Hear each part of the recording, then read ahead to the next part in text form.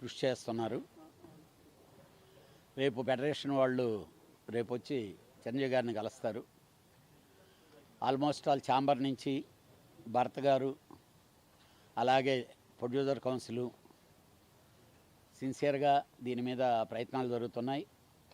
నేను morning federation వాళ్ళతో కూడా మాట్లాడటం జరిగింది. ఏం మాట్లాడాను, ఏం జరిగింది అనేది అంతా చిరంజీవి గారికి ఎక్స్ప్లెయిన్ చేయడం జరిగింది.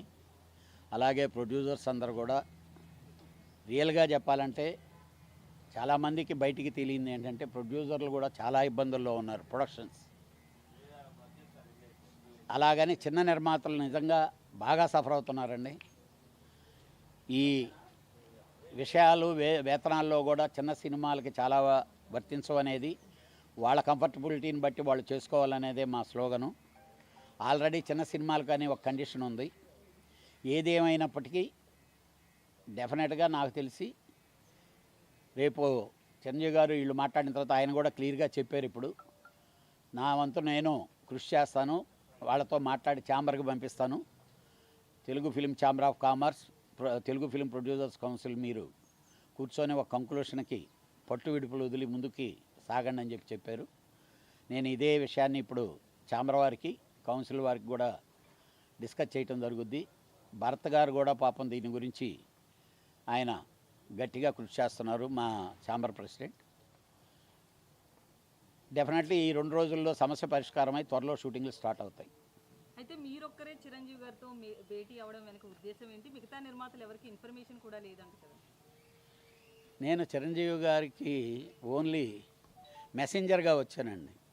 అంటే కామన్గా ఆయన ఏంటంటే మొత్తం ఏం జరుగుతుంది, తను ఏమన్నా చేయాల్సింది ఉంటే చేద్దామనే దాంట్లో చెప్పడానికి నేను ఇది తప్పితే ప్రత్యేకంగా దీన్ని ఏదో వన్ సైడ్ మీటింగ్లా కాదు. నేను దూతని అంతే.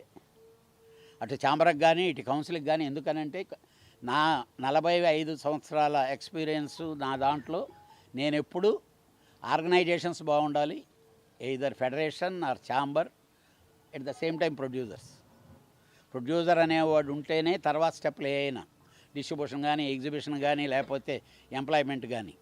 ఆ ప్రొడ్యూసర్ ఈరోజు ఉండే కష్టాలను బేస్ చేసి అలాగని వర్కర్ కడుపు మార్చడం అనేది సిస్టమ్ కాదు. డెఫినెట్గా అంతే తప్పితే దీన్ని వేరే అర్థాలకి వెళ్ళాల్సిన పని మాత్రం లేనేలేదు. ఆల్రెడీ ప్రొడ్యూసర్లు కలిసారు, మళ్ళీ కలుస్తున్నారు. మళ్ళీ ఫెడరేషన్ వాళ్ళు కలుస్తున్నారు, ప్రొడ్యూసర్లు కలుస్తున్నారు.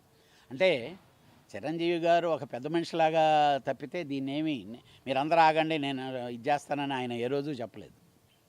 డెఫినెట్గా సమస్యని స్మూత్గా పరిష్కారం చేసుకునే దానికి తన వంతు ఏదైనా అవసరమైతే ఆయన ఎప్పుడు ముందుంటారు.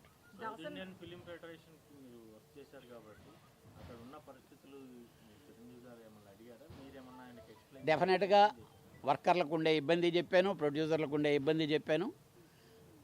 ఎవరు ఎక్కడ ఎలా ఉన్నారు, ఎవరు ఎక్కడ ఎలా తగ్గితే బాగుంటుందో కూడా ఇది ఓన్లీ అంటే